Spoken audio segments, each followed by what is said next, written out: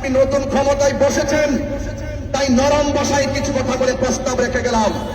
যদি আপনিও যদি সেই সত্যের মহাজন ইউনূসের মতো যদি আপনি যদি সেই খুনিদেরকে শাস্তি দিতে বিলম্ব করেন, একদিন এই শান্তিপ্রিয় জনতা আপনার বিপরীতে মাঠে নামতে বাধ্য হবে।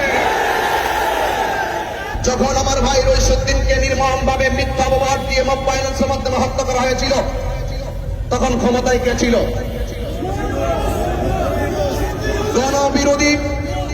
জনবিরোধী চুক্তি করে সাম্রাজ্যবাদীদের কাছ থেকে শুকরের মাংস আমদানিকারী।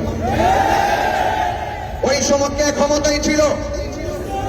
ওই সময়ে ক্ষমতায় সেই ছিল যে ব্যক্তি হল মব ভায়োলেন্সের প্রতিষ্ঠাকারী। ওই সময় যে ক্ষমতায় ছিল সে হল এই বাংলাদেশের শান্তিপ্রিয় দেশে খুনের রাজ্য কায়েমকারী। সেই মহাজন এখন এতে কাপে বসছে। এতে কাপে বসে পার পাওয়া যাবে না। এই দেশের মানুষ এত বোকা নয়। এই জন্য আমি পরিষ্কার ভাষায়, আমরা দায়িত্বহীনভাবে প্রতিবাদ করেছি, কিন্তু ডক্টর ইউনূস ইচ্ছে করলে 24 ঘন্টার ভিতরে আসামি ধরতে পারত, কিন্তু আসামি ধরে নাই। এমনকি মামলাটা নিতে পর্যন্ত গড়িমসি করেছে। এই জন্য কথা হলো একটাই, যে হাত খুন করে যদি এই দেশে যদি সুষ্ঠু বিচার না করা হয়, যেই হাত খুন করে সেই হাত ভাগ করে ইনশাআল্লাহ। পরিষ্কার কথা হলো। এবং একের পর এক রইসুদ্দিনের হত্যাকারীদের বিচারের দাবিতে চট্টগ্রাম যখন শান্তিপ্রিয় প্রতিবাদ মিছিল চলছিল, সেখানে আবার পুনরায় আমার ভাইদেরকে রক্তাক্ত করা হয়েছিল। সেটাও ওই মহাজন ইউনূসের আমলে। এই জন্য আমি বলবো, এই ইউনূস এই দেশকে, দেশের মানুষের আবেগ নিয়ে খেলা করে এই দেশটাকে খুনের রাজ্য প্রতিষ্ঠা করেছে। সদ্য মাননীয় প্রধানমন্ত্রী জনাব তারেক রহমান সাহেব, আপনি বসেছেন 2 মাস হয়েছে। এই জন্য আপনার কাছে আমি অনুরোধ করব, মেহেরবানি করে ইতিমধ্যে আপনার সামনে একটি স্মারকলিপি প্রস্তুত করা হয়েছে। আপনি আমাদের অত্যন্ত আন্তরিক স্মারকলিপিটুকু গ্রহণ করে ড্রয়ারের ভিতরে, বক্সের ভিতরে ফেলে রাখবেন না।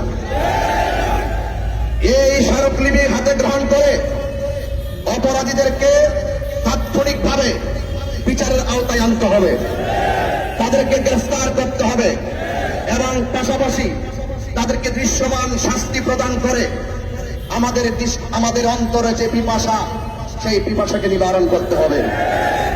আর যদি এর ব্যতিক্রম করেন, আমরা এই দেশের শত্রু নয়, আমরা এই দেশের শান্তি চাই।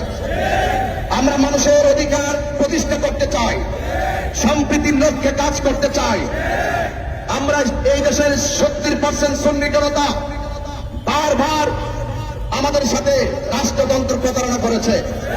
আমি চাই না আপনি সেই প্রতারকদের সামিল হন। অনতি বিলম্বে স্মারকলিপি গ্রহণ করে আমার ভাই মাওলানা রইসুদ্দিনের হত্যাকারীদেরকে গ্রেফতার করে দৃষ্টান্তমূলক শাস্তি দিতে হবে। আর যদি দৃষ্টান্তমূলক শাস্তি দেওয়া না হয়, আপনি ভালো করেই জানেন, এই সেই ঢাকার প্রেস ক্লাব 4-5 জায়গায় বাধা দিয়ে কিন্তু আমাদেরকে দাবি রাখতে পারে নাই। আজকে আমার ভাইয়েরা, আপনারা সবাই ঐক্যবদ্ধ থাকুন এবং সত্য ন্যায় ইনসাফ প্রতিষ্ঠায় রাজপথে থাকুন, সেই আশাবাদ ব্যক্ত রেখে বিদায় নিচ্ছি। আসসালামু আলাইকুম ওয়া রাহমাতুল্লাহি ওয়া বারাকাতুহু। স্ত্রী তার স্বামীকে হারিয়েছে, সুন্নি জনতা একটি নিবেদিত প্রাণকে হারিয়েছে। আমরা এই চিত্র দেখে আর বরদাস্ত করতে পারি নাই। আমরা বিগত 1 বছর হয়ে গেল প্রশাসনের কাছে আমরা অপরাধীদের শাস্তি দাবি করেছি।